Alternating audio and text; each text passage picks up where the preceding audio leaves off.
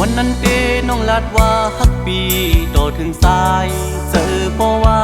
ยเหลือ4 ปีเอาคือเต้อันฮักแทงก็เลยว่าความฮักน้องขึ้นเหมือนสายล้มลงอำหันโตหันเงาเยาว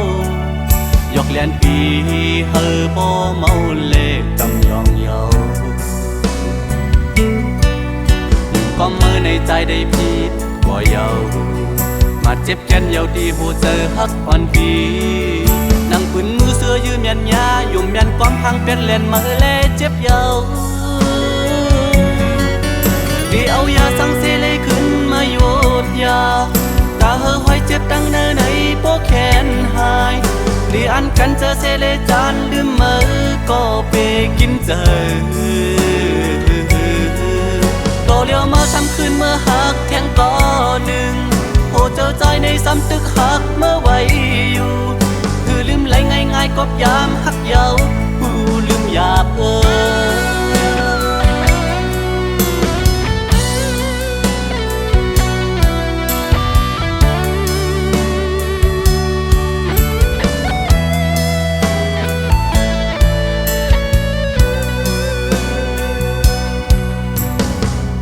ความหักน้องขึ้นเหมือนสายล้มลงอำหันโต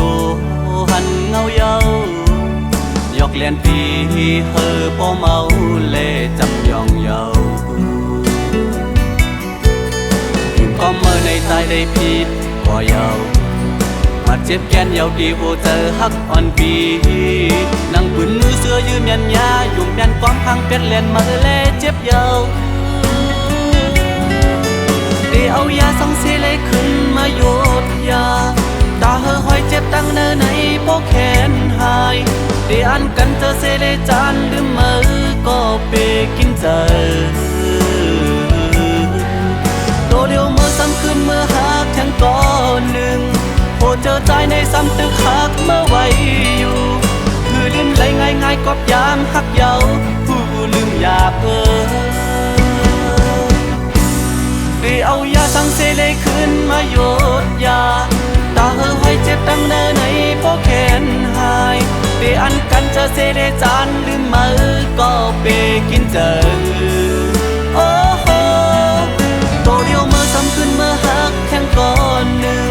โหเจอใจในซ้ำตึกหักเมื่อไว้อยู่คือลืมไหลง่ายๆก็ยามหักเยาลืมอยากเด้